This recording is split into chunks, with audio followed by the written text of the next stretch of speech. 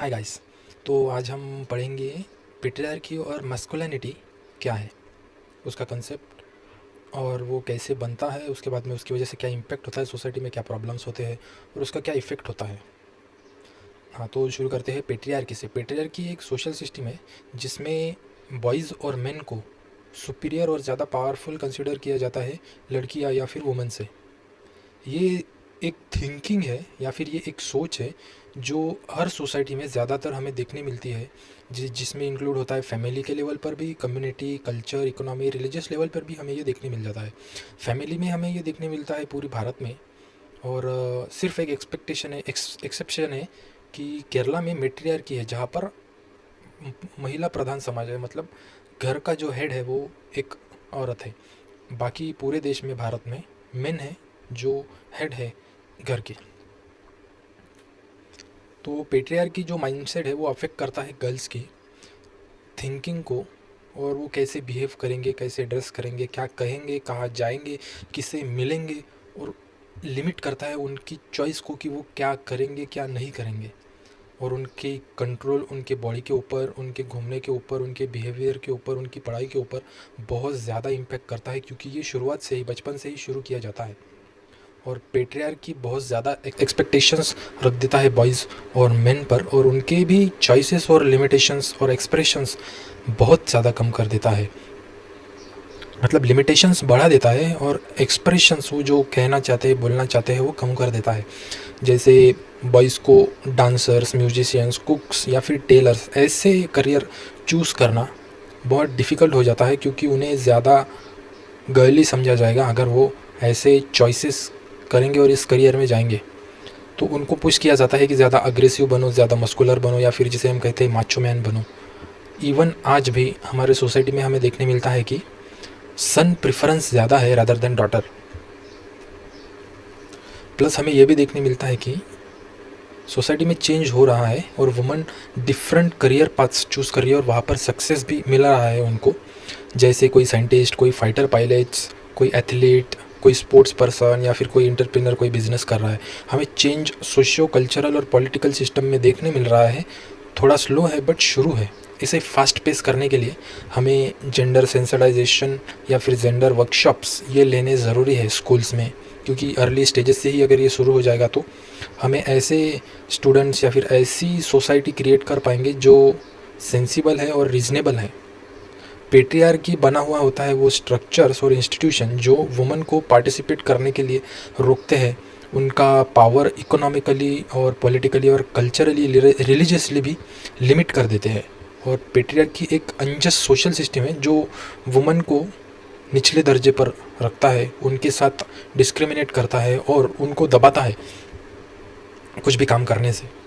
और इन patriarchal mindsets को challenge करना बहुत ज़्यादा ज़रूरी है, ताकि हम बॉयज़ और गर्ल्स को ये फ्रीडम दे सके इक्वली कि वो चूज़ कर सके अपने लिए अपॉर्चुनिटीज़, डिसीजन मेकिंग और फ्रीडम। अब हम देखेंगे कि मैस्कुलिनिटी क्या है और कैसे ये सोसाइटी में होती है।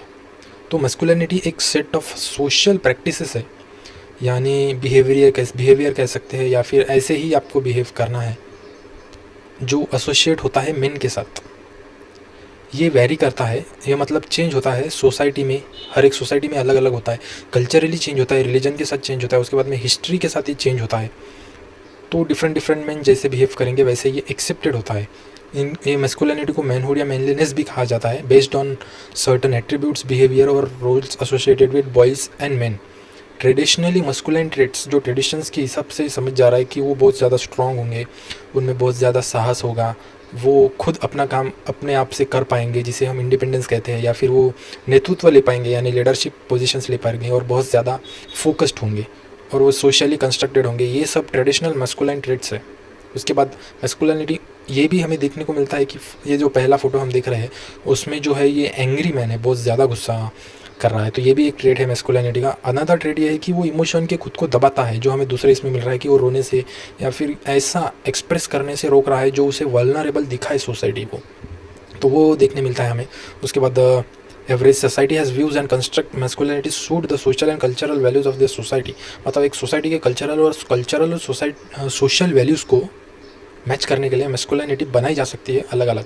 तो डिफरेंट हमें अलग अलग सोसाइटीज़ में दिखने मिलती है। उसके बाद स्टोरी ये है कि हम जानेंगे कि मैस्कुलिनिटी कैसे बनाई गई है या फिर इसका परिणाम क्या होता है। सुमित और विनय 9th क्लास में पढ़ते हैं। सुमित छोटा है विनय से और दोनों आसपास के घर में ही रहते तो अच्छे दोस्त हैं। हर शाम को वो मार्केट में घूमने जाते हैं। लेकिन विनय जो है लड़कियों के बारे में बात करने में बहुत ज़्यादा इंटरेस्टेड है और जब भी वो लड़कियों को देखता है तो उनकी तरफ देखते ही रहता है, जिसे हम स्टेयरिंग कह सकते हैं। वो सिर्फ देखते रहता है, घूरना जिसे हम कहते हैं। उसके लिए ये फ़न है और उसे एक मर्द जिसे हम कहते हैं, एक डूड या फिर एक आदमी की तरह महसूस होता है ऐसा करने से। सुमित को ऐसी सिमिलर फीलिंग्स नहीं है। वो लड़कियों को परेशान करना या उन्हें स्टेयर करते रहना पसंद नहीं करता। इस वजह से विनय उसका मजाक उड़ाता है। ये स्टोरी के बेसिस पे हम देखेंगे कि कुछ क्वेश्चन सॉल्व करेंगे कि क्या एक्चुअल में स्टोरी से हमें पता why does Vinay make fun of Sumit. Vinay देखिए ऐसा लगता है कि विनय जो है उसे लगता है कि मैस्कुलाइन या फिर एक लड़का होना का कैरेक्टरिस्टिक है कि वो लड़कियों से एक बारे में ही बात करते रहे या उनसे बात करते रहे या फिर उन्हें देखते रहे अगर वो दिखे। ये एक स्ट्रॉन्ग साइन है एक अच्छा लड़का स्ट्रॉन्ग होने का। ये उसका परसेप्शन है मैस्कुलिनिटी का। और वो लड़के जो लड़कियों को छेड़ने में या ज़्यादा बात करने में उनके बारे में इंटरेस्ट नहीं रखते, वो ज़्यादा गर्ली है या फिर वो लड़के नहीं है पूरी तरीके से। ये विनय की सोच हो सकती है। इस वजह से वो मजाक उड़ाता है सुमित का। दूसरा क्वेश्चन है कि how would other friends react. दूसरे फ्रेंड्स या तो सुमित की तरह बिहेव कर सकते हैं या फिर विनय की तरह। दोनों की फीलिंग्स अलग अलग हो सकती है। कुछ लोग सपोर्ट करेंगे सुमित को, कुछ लोग सपोर्ट करेंगे विनय को।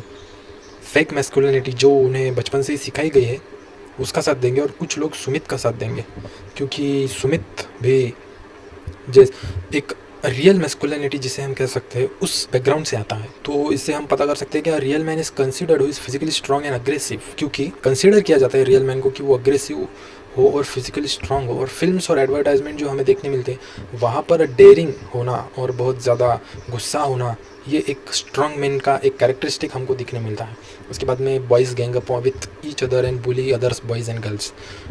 लड़के दूसरों को लड़कियों को परेशान करना ये भी नॉर्मल दिखाया गया है।